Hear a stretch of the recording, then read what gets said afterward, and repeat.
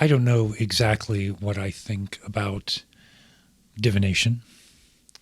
Um, I use tarot a lot, um, but I use them because I think the mind uh, does two things. The mind does many things, but two things relevant to this topic. The mind looks for patterns, and the mind knows a lot. So if I put a card in front of my eyes, feed into my mind looks for patterns that are triggered by that card against all kinds of things that I know about what I really think about something. So if I'm trying to understand a situation better, the card um, allows the part of me that knows more to have a way to the surface. That's probably what I think about a lot of divination practices. I do know also that James Joyce thought that his books, particularly Ulysses, were prophetic in the sense that they, this book, Portrait of the Artist, um, talked about consciousness from the inside. You know, this book sort of narrates the young man's process of ultimately turning away from everything country and religion towards aesthetics. That process, very specific, but also very universal. And then Bloom and Molly and Stephen in Ulysses kind of represent many things. But one of the things I get out of it is just a representation of consciousness in general through the specifics of those three characters. So I came across synchronicity. I mentioned in my 2023 book review that I read the Richard Ellman James Joyce biography, and that made me want to reread Ulysses. I read Ulysses last year, and I thought before I reread it again, which I think I probably will, I would pick up Portrait of the Artist as a Young Man, which I think this was freshman year in college. I can't remember if we read it in high school. I don't think so. I think this was freshman year college. So it's got some notes in here that I took when I was 19 years old with my appalling handwriting. I don't have great handwriting now, but my handwriting was shitty. Shittier. More shitty. So I finished it yesterday, and came across this line. This is in the sort of the final section where Stephen is specifically working on an essay on aesthetics for the university, for his course, but he's also using this to justify his decision to leave Ireland, and he writes, yes, I remember it. He's talking to Cranley, who's a close friend, in as much as Stephen has close friends. Yes, I remember it. To discover the mode of life or of art whereby your spirit could express itself in unfettered freedom.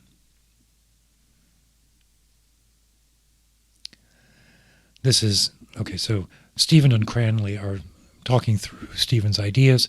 Stephen asks Cranley if Cranley remembers a conversation from a few days ago, and Cranley says yes, and that's the part that he remembers.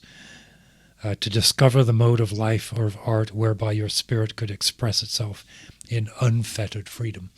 Now, the synchronicity, the divination that prompted me, I was reading this, was my word for the year 2024 is unfettered. This was a game or an exercise that my daughter suggested that we do on New Year's Eve. So there were 4 of us there, me, my wife, my daughter, and her boyfriend. And she had said that we should choose a word that was going to be our focus for 2024. And to arrive at a word means to cogitate on goals and desires, ambitions, distill it down to one word, something that can be written at the top of a journal and constantly referred back to. And I was thinking of using a word like dharma, authentic dharma, maybe 2 words instead of 1. With that sort of commitment approach. But then on New Year's Eve, my daughter and I were at church. We went to the First Methodist Church, Pittsburgh. And here's the call to worship that I will read. The sun glows on the horizon, deserts, cities, forests, foothills, coastlines, olive groves, ashes. It reminds us that a new world is possible. The waxing and waning of Grandmother Moon pulls us through our seasons, shifts our tides each day.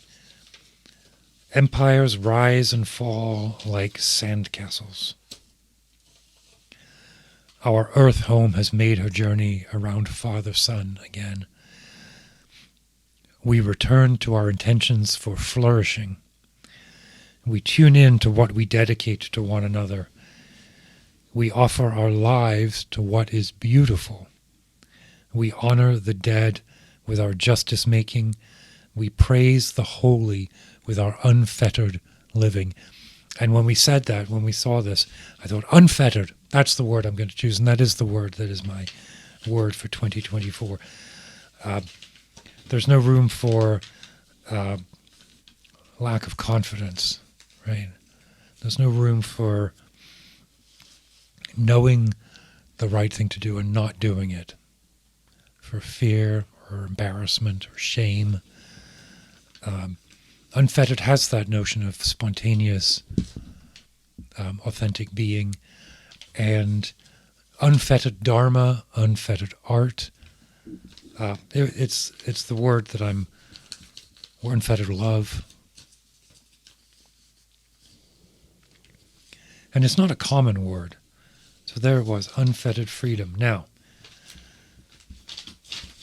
the part where I really liked this was in the call and response.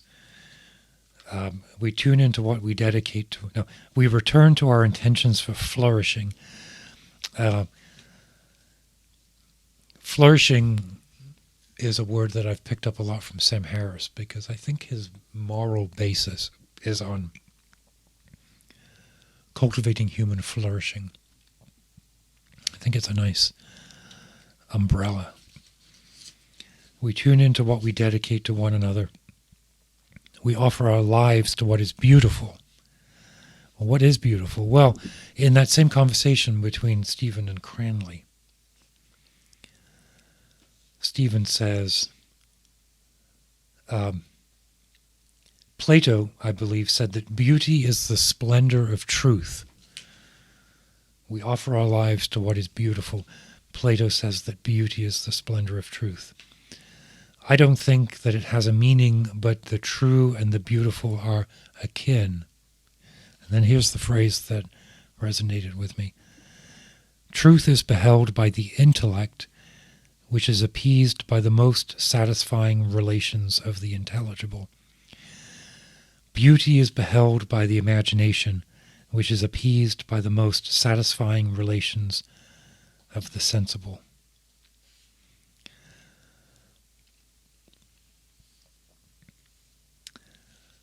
The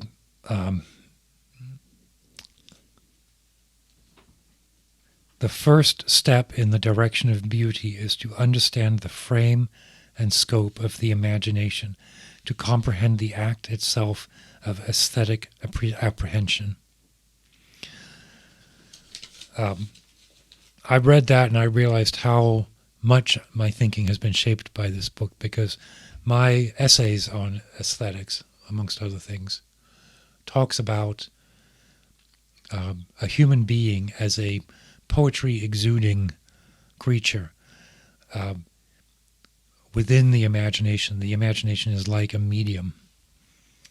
So when Stephen says, understand the frame and scope of the imagination and the act itself of aesthetic apprehension, I called it the collapsing aesthetic vector, because I wanted to try and tie in some pretty notions of quantum physics and the observer, the role of the observer in quantum physics, quantum mechanics.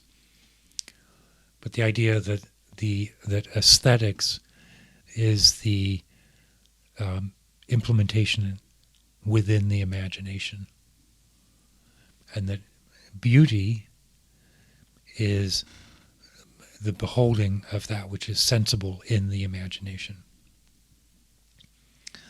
I would not have consciously said that I was either, quoting, plagiarizing, influenced by Joyce, but clearly I was. The